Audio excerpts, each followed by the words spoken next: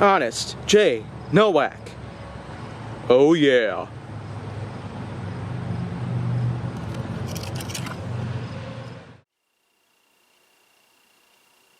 A pleasure to meet all at last, and welcome back to Flying with the Foam here on HJN. And today's little topic that I have going on, based on certain Nerf blasters that I have picked out from my new and improved variant of my collection, is yet another big one here, because why not just get small when you can go big? And right here, I feel like I'm going overhaul. A pretty big overhaul. If I am in fact wanting to go on an overhaul, then this is probably one of my biggest choices here. This is the Ripchain. And of course, I mean, this is just variant. This is just that reminiscent of a chain gun.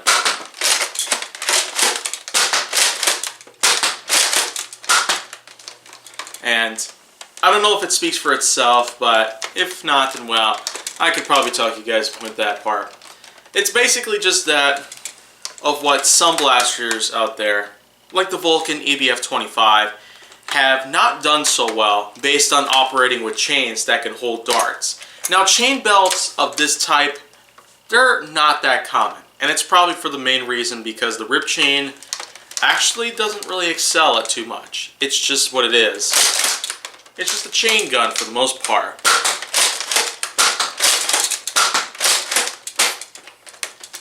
But I surely can't miss up the opportunity to let you guys know that, well, if you've seen Bolts of Intrigue, then, well, this was actually involved in one particular scene.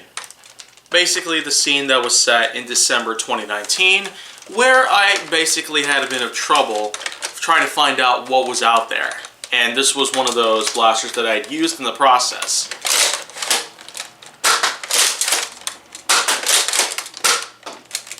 So, of course, this is pretty much what it is like. To reload the chain, it's as simple as inserting darts into it, like so. And of course, this can hold a pretty good amount of darts in and of itself.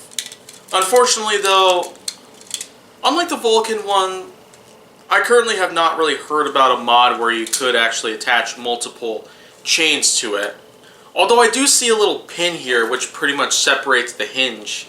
So of course, if you could probably find a way to remove the pin from the hinge, then there could be a good likelihood that you might be able to attach more chains to this to make this even longer, or probably make it seem much like the Vulcan, where you can basically just have it in a chain that's not wrapped in a circle like this, and probably just have it go on for an infinite stretch. I don't really know at this point. I almost feel like I might want to try this mod out. But in any case, to put the chain back in, you simply open the hatch like this. Now, of course, that's basically how you do it. You basically have to load it into the gear the correct way, kind of like how the Vulcan required you to put the nodes inside of the notches in the correct position. Otherwise, it wouldn't work properly and also wouldn't turn to load in the next round. But I should note that, well, whenever you load the chain into it, there's a little button here on the top of the hatch that if you press it in, it engages a little lock of some sort. So, of course, it's a good thing that you don't want this thing to open up on you by mistake, but of course,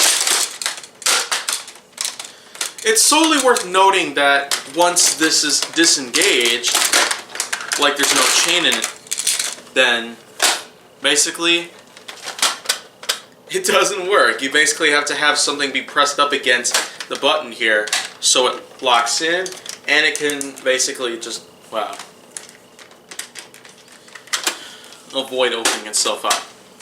So you gotta have the chain in it if you want that to, wow, if you want to prevent a problem like that, then well, you gotta have the chain inside of it.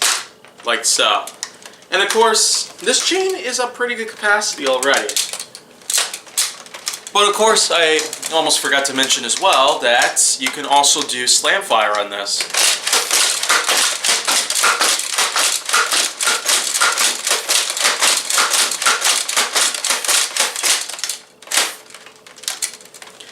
And there you pretty much go. That's just me blazing through an entire chain full of darts.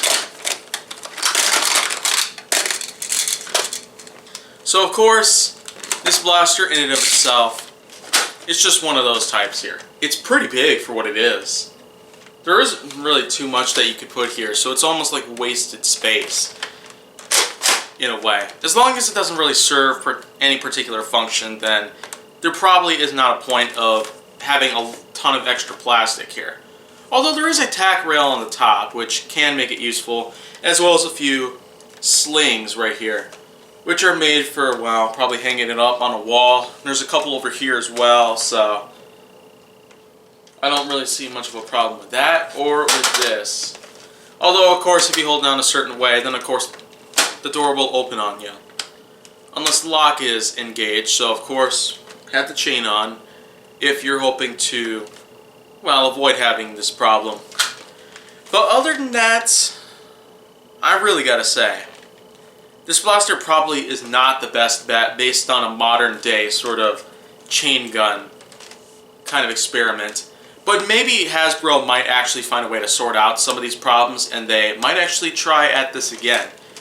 Probably in a new generation of blasters. Maybe the Ultra lineup might have its own variant of the Vulcan EVF-25 chain, or maybe even a chain like this.